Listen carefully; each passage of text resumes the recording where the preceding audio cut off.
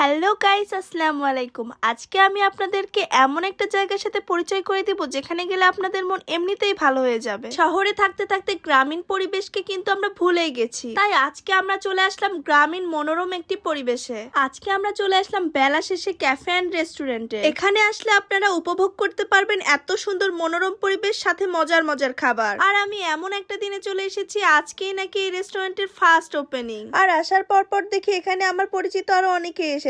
যেহেতু আজকেই first opening, সেহেতু তো একটা মিলাদ মাহফিল করতেই হয়। আর এখানে আসার পরে আমরা মিলাদেও শামিল হতে পারলাম, আলহামদুলিল্লাহ। আর আমাদের মিলাদে কি কি দিয়েছিল তা কিন্তু শামিমা খুলে খুলে দেখতেছিল। মেয়ে মানুষ বলে কথা, খাবার হাতে পেতে না পেতে খাওয়া শুরু করে দিল। এত সুন্দর একটা প্রাকৃতিক পরিবেশে সবাই মিলে আড্ডা দেওয়ার মজাটা কিন্তু একদম অন্যরকম। আর সাথে যদি থাকে বন্ধু বান্ধব, তাইলে তো আর কথাই নেই। আর এইদিকে এসে দেখি এখানে একটা দোলনাও আছে, আর এই দোলনাটা কিন্তু আমার অনেক বেশি ভালো লেগেছে। আর এইদিকে এই পিচ্চিটা খাবারও খাচ্ছে, মজায় মজায় দোলও খাচ্ছে। আর এই চিকনি চামেলি গুলা কিন্তু আজকে এই মিলাদের খাবার খেয়ে মোটা হয়ে যাবে। আর এইদিকে এসে দেখি সৌরভ ভাইয়া আর রাফি দোল খাচ্ছে। আর ভাইয়া কিন্তু এতটা সেলিব্রিটি যে সব সময় খালি ফোনই আসতেছে। ভাইয়া কিন্তু ভিডিও করা দেখে ফোনটা সরাই নিল, আবার একটু ভাবও নিল। বাপরে, নায়ক নায়ক ভাব। আর এইদিকে এসে দেখি রাফিয়া তো ভিডিও করা নিয়ে ব্যস্ত, আবার সাথে আছে স্পেশাল ক্যামেরাম্যান। এত সুন্দর বন্ধু কই পাওয়া যায় বলেন তো? ব্যাগও ক্যারি করে, আবার ভিডিও করে দেয় সুন্দর সুন্দর। আজ আমার কেউ নাই বলে এভাবে ভিডিও করে দেয় না, ব্যাগও নিয়ে থাকে না।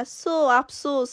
আর এইদিকে রাফিকে নাকি কেউ খেতে দিচ্ছে না, সবাই নাকি একা একা সবকিছু খেয়ে নিচ্ছে। এটা কোনো কথা হতে পারে? সৈকত ভাইয়া বলতিছে রাফি নাকি এমনিতেই মোটা, তার নাকি কোনো কিছু খেতেই হবে না, আরো মোটা হয়ে যাবে। তাই তার খাবারগুলো তারা সবাই মিলে খেয়ে নিচ্ছে। যাই হোক, এখন আসল কথায় আসি। আপনারা যদি এরকম মনোরম পরিবেশে আড্ডা দিতে চান, তাহলে আপনাদের আসতে হবে বগুড়ার লতিফপুর কলোনিতে। শুধু তাই নয়, এখানে কিন্তু মজার মজার খাবার পাওয়া যায়, স্পেশালি হাঁসের মাংস এবং চালের আটার রুটি। এছাড়াও কিন্তু চটপটি, ফুচকা, চা আরো অনেক রকমের খাবারই পাওয়া যায়। তবে আপনারা আসলে অবশ্যই হাঁসের মাংস এবং রুটিটা ট্রাই করবেন। যাই হোক, আজকের ভিডিওটা এই পর্যন্তই। সবার ভালো লাগলে অবশ্যই লাইক, কমেন্ট এবং শেয়ার করবেন এবং আমাদের পাশে থাকবেন। আল্লাহ হাফেজ।